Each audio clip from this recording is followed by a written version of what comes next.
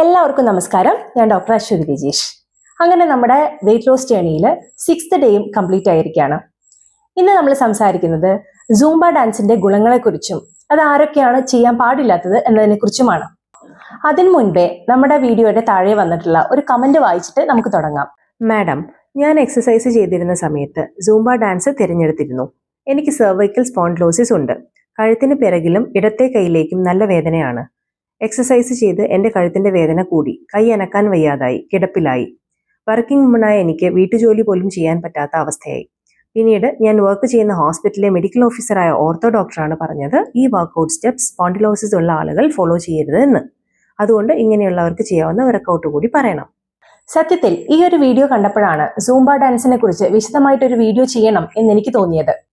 Zumba dance മാത്രമല്ല, മറ്റ് ഏത് മോഡ് ഓഫ് എക്സസൈസുകളായാലും, ഈവൻ നമ്മൾ വളരെ സിമ്പിളായിട്ട് കരുതുന്ന വാക്കിംഗ് ആയാൽ പോലും നമുക്ക് ജനറലി എല്ലാവരും ചെയ്യണം എന്ന രീതിയിൽ നമുക്ക് സജസ്റ്റ് ചെയ്യാൻ സാധിക്കില്ല. ഓരോ ആളുകളുടെയും അവസ്ഥ മനസ്സിലാക്കിക്കൊണ്ട് വേണം നമുക്ക് അവർക്ക് അനുസൃതമായിട്ടുള്ള എക്സസൈസ് സജസ്റ്റ് ചെയ്യാനായിട്ട്. ഇനി സൂംബ ഡാൻസിനെ കുറിച്ച് പറയാം. ഡാൻസും ഫിറ്റ്നസും കമ്പൈൻ ചെയ്തിട്ട് ഡിസൈൻ ചെയ്തിട്ടുള്ള ഒരു രീതിയാണ് സൂംബ ഡാൻസ്. ഇനി സൂംബ ഡാൻസിന്റെ ഗുണങ്ങളെ കുറിച്ച് പറയുകയാണെങ്കിൽ, എനിക്ക് പേഴ്സണലി ഫീൽ ചെയ്തിട്ടുള്ള ഏറ്റവും നല്ല ഗുണം എന്ന് പറയുന്നത് ബോർ അടിക്കാതെ നമുക്ക് എക്സസൈസ് ചെയ്യാം എന്നുള്ളത് തന്നെയാണ്. സാധാരണ നമ്മൾ എക്സസൈസ് ചെയ്യുമ്പോൾ നമ്മുടെ ബോഡിയുടെ എനർജി കുറഞ്ഞു വരും. അപ്പൊ നമുക്കൊരു ടെൻഡൻസിയാണ് നമുക്ക് നിർത്താൻ വേണ്ടിയിട്ട്. പക്ഷേ സൂംബ ഡാൻസ് ചെയ്യുന്ന സമയത്ത് സൂംബ ഡാൻസിൽ അല്ലെങ്കിൽ ആ മ്യൂസിക്കിലുള്ള ഓരോ ബീറ്റും നമുക്ക് എനർജി തന്നുകൊണ്ടേയിരിക്കും. ഈ ഒരു രീതിയിൽ നമുക്ക് എൻജോയ് ചെയ്തിട്ട് എക്സസൈസ് ചെയ്യാം എന്നുള്ളത് തന്നെയാണ് സൂംബ ഡാൻസിന്റെ ഏറ്റവും ഒരു ബെനിഫിറ്റ് ആയിട്ട് ഞാൻ കരുതുന്നത്. അടുത്തൊരു പ്രധാനപ്പെട്ട പോയിന്റ്, ഇതൊരു കാർഡിയോ വർക്കൗട്ട് ആണ് എന്നുള്ളത് തന്നെയാണ്. നമ്മൾ ഹൃദയത്തിന്റെ ആരോഗ്യം സംരക്ഷിക്കുന്നതിനും അതോടൊപ്പം BP പോലുള്ള പ്രശ്നങ്ങൾ, ഹൈ BP ഉള്ള ആളുകൾക്ക് BP കുറയ്ക്കാനായിട്ടൊക്കെ സൂംബ ഡാൻസ് സഹായിക്കുന്നുണ്ട്. ഇനി നമ്മൾ വെയിറ്റ് ലോസ് ചലഞ്ചിൽ സൂംബ ഡാൻസിന്റെ ഇമ്പോർട്ടൻസ് പറയുകയാണെങ്കിൽ, തീർച്ചയായിട്ടും ഇത് വെയിറ്റ് ലോസിന് സഹായിക്കും എന്നുള്ളത് തന്നെയാണ്.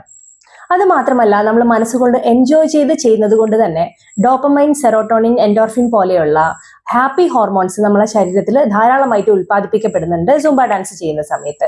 അതുകൊണ്ട് തന്നെ ഇത് നമ്മുടെ മെന്റൽ സ്ട്രെസ് കുറയ്ക്കാനായിട്ട് സഹായിക്കുന്നു. സൂംബ ഡാൻസ് ചെയ്യുന്ന സമയത്ത് ഏറ്റവും ഗുണകരമായിട്ടുള്ള മറ്റൊരു കാര്യം, ഇതൊരു ഫുൾ ബോഡി വർക്കൗട്ട് ആണ് എന്നുള്ളത് തന്നെയാണ്. നമ്മൾ സാധാരണ ജിമ്മിലൊക്കെ പോകുന്ന സമയത്ത് ഓരോ ബോഡി പാർട്സിനെ അല്ലെങ്കിൽ ഓരോ മസിൽസിനെ കോൺസെൻട്രേറ്റ് ചെയ്തിട്ടാണ് ജനറലി എക്സസൈസ് ചെയ്യുന്നത്. പക്ഷേ നമ്മൾ സൂംബ ഡാൻസ് ചെയ്യുമ്പോൾ നമുക്ക് ഓരോ ബോഡിയുടെ ഓരോ പാർട്സിനുള്ള എക്സസൈസ് ആണ് കിട്ടുന്നത്. അതേപോലെ തന്നെ നമ്മൾ മനസ്സുകൊണ്ട് എൻജോയ് ചെയ്ത് ചെയ്യുന്ന വർക്കൗട്ട് ആയതുകൊണ്ട് തന്നെ ഇത് നല്ല രീതിയിൽ ഉറക്കം കിട്ടുന്നതിനും സഹായിക്കുന്നു. ഇനി ആരൊക്കെയാണ് ഈ സൂംബ വർക്കൗട്ട് ഒഴിവാക്കേണ്ടത് എന്നുള്ളതാണ് നമ്മൾ പറയാൻ പോകുന്നത്. ഇത് പൊതുവെ ഒരു ഹൈ എനർജി വർക്കൗട്ട് ആയതുകൊണ്ട് തന്നെ ശരീരത്തിന് ഒരുപാട് ക്ഷീണമുള്ള ആൾക്കാർ, എന്തെങ്കിലും ശരീരത്തിന് മറ്റു ബുദ്ധിമുട്ടുകളുള്ള ആളുകൾ, അതേപോലെ പ്രായാധിക്യം അല്ല പ്രായം കൂടുതലുള്ള ആളുകൾ, ഇവരൊക്കെ തന്നെ സൂംബ ഡാൻസ് ഒഴിവാക്കുന്നതായിരിക്കും നല്ലത്. അതേപോലെ നമ്മൾ സൂംബ ചെയ്യുമ്പോൾ ഏറ്റവും കൂടുതൽ നമ്മൾ ബലം കൊടുക്കുന്ന 2 ഏരിയകളാണ്. ഒന്ന് നീ ജോയിന്റ്, രണ്ടാമത്തത് ആംഗിൾ ജോയിന്റ്.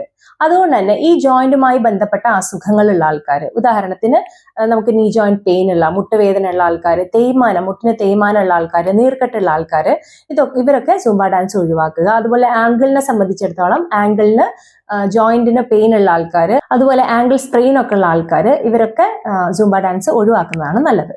ഇനി ഡിസ്കുമായിട്ട് ബന്ധപ്പെട്ട അസുഖമുള്ള ആൾക്കാർ, അതായത് ഡിസ്ക് പ്രൊലാപ്സ് ഉള്ള ആളുകൾ, സ്പോണ്ടിലൈറ്റിസ്, സ്പോണ്ടിലോസിസ് പോലെയുള്ള ബുദ്ധിമുട്ടുകളുള്ള ആളുകൾ, ഇവരൊക്കെ സൂംബ ഡാൻസ് ഒഴിവാക്കുക. അതോടൊപ്പം ഇയർ ബാലൻസിന്റെ പ്രശ്നമുള്ള ആൾക്കാർ, അവരും സൂംബ ഡാൻസ് ഒഴിവാക്കുന്നതാണ് നല്ലത്. അതേപോലെ ലിഗമെന്റ് ഇഞ്ചുറീസ് ഉള്ള ആളുകൾ, ലിഗമെന്റ് സ്പ്രെയിൻ ഉള്ള ആൾക്കാർ, ഇവരൊക്കെ നമുക്ക് സൂംബ ഡാൻസിൽ നിന്ന് ഒഴിവാക്കി നിർത്താം. ഇതുപോലെ ശാരീരികമായിട്ട് മറ്റ് അസുഖമുള്ള ആർക്കെങ്കിലും സൂംബ ഡാൻസ് ചെയ്യണമെങ്കിൽ അവര് ഡോക്ടറെ അടുത്ത് പോയിട്ട് ഒരു സജഷൻ മേടിച്ച ശേഷം മാത്രം സൂംബ ഡാൻസ് ചെയ്യുക. ഇത്രയും കാര്യങ്ങളൊക്കെയാണ് ജനറലി നമുക്ക് സൂംബ ഡാൻസിനെ കുറിച്ച് പറയാനുള്ളത്. ഇനി ഇന്നത്തെ വിശേഷത്തിലേക്ക് പോവാം.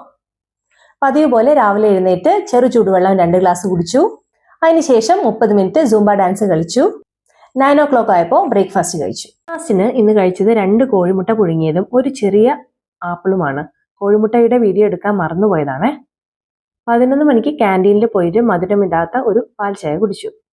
ഉച്ചയ്ക്ക് ഞങ്ങൾ സ്ഥിരം ലഞ്ച് കഴിക്കുന്ന ഡോക്ടേഴ്സ് എല്ലാവരും കൂടി ഒരു കുഞ്ഞു സദ്യ അറേഞ്ച് ചെയ്തിട്ടുണ്ടായിരുന്നു.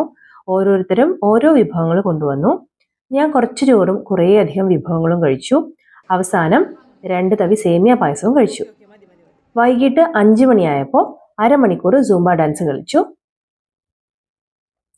ഡിന്നറിന് കുറച്ച് ചെറുപയർ പുഴുങ്ങിയതും 3 ചിക്കൻ പീസും കുറച്ച് ബീട്രൂട്ട് പേരിയും ഒരു ആപ്പിളും കഴിച്ചു. സോ ഇത്രയും കാര്യങ്ങളാണ് ഇന്ന് നിങ്ങളുമായിട്ട് പങ്കുവയ്ക്കാനുള്ളത്. നാളെ മറ്റൊരു വീഡിയോ ആയിട്ട് കാണാം. നന്ദി, നമസ്കാരം.